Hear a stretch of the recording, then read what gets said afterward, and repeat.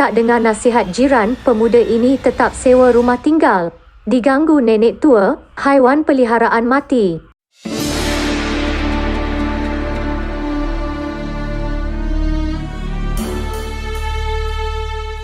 10 tahun Zaki mengabdikan diri terhadap kerjayanya sebagai seorang peguam. Zaki mula berasa penat dengan bebanan kerja yang tidak berkesudahan.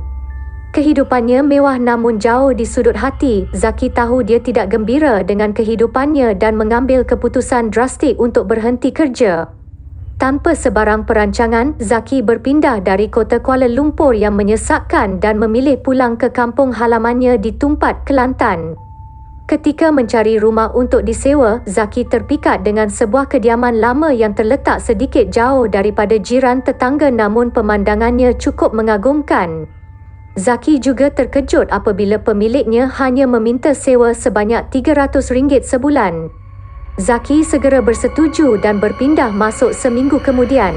Saya masih ingat pada hari saya berpindah masuk, ada seorang jiran datang membantu namun sebelum pulang dia sempat meminta saya berhati-hati. Katanya rumah itu berpenunggu dan sebab itu juga tiada orang ingin menyewanya, katanya.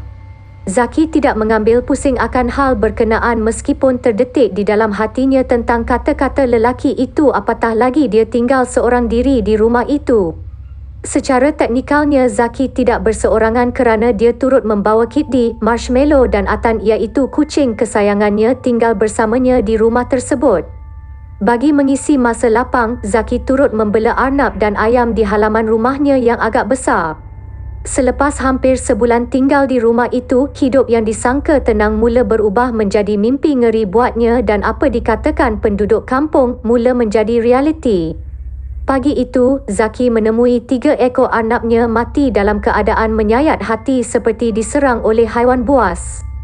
Petang itu, ada pekerja Indonesia dapat membantu bersihkan bangkai dan halaman rumah sebelum dia tiba-tiba beritahu ingin pulang dengan wajah ketakutan. Apabila saya lihat keadaan sekeliling tiada apa yang pelik, tapi ketika ingin masuk ke dalam rumah, saya ternampak seorang nenek tua sedang duduk di atas kerusi meja makan. Hanya Allah sahaja tahu betapa takutnya saya ketika itu, tetapi ia tiba-tiba hilang dari pandangan, ujarnya. Malam itu, Zaki mengurung dirinya di dalam bilik ditemani 3 ekor kucing kesayangannya namun sikap mereka berubah malam itu. Kucing-kucingnya tidak duduk diam dan sentiasa berlari-lari ke arah pintu seperti ingin keluar daripada bilik itu. Ketika itu juga saya terdengar bunyi dinding dan tingkap seperti dicakar sesuatu dan ketika terlelap saya terjaga kerana terdengar suara budak menangis. Itu belum lagi bunyi ada benda melompat di atas bumbung rumah atau seolah-olah ada sesuatu dibaling ke atas atap rumah, jelasnya. Entah mana datang keberaniannya, Zaki keluar daripada biliknya dan ingin menyiasat dari mana datangnya bunyi melompat di atas bumbung rumahnya. Berbekalkan lampu suluh, Zaki keluar ke halaman rumahnya dan mula terlihat beberapa kelibat berlari dan lenyap daripada pandangannya. Zaki cuba mengejar ke belakang rumah tetapi kemunculan nenek tua yang dilihatnya sebelum ini membuatkannya bungkam. Pandangan saya kabur dan semuanya jadi gelap selepas itu. Apabila sedar, saya berada di rumah seorang penduduk kampung. Katanya pekerja Indonesia temui saya tak sedarkan diri keesokan harinya, katanya.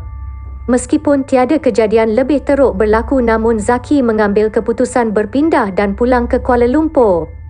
Pengalaman yang sedikit itu pun cukup buat saya serik. Sepatutnya dari awal saya patut tanya orang kampung terlebih dahulu tentang rumah itu, ujarnya. Jutaan terima kasih saya ucapkan kerana sudi subscribe channel saya. Syukran jazilan.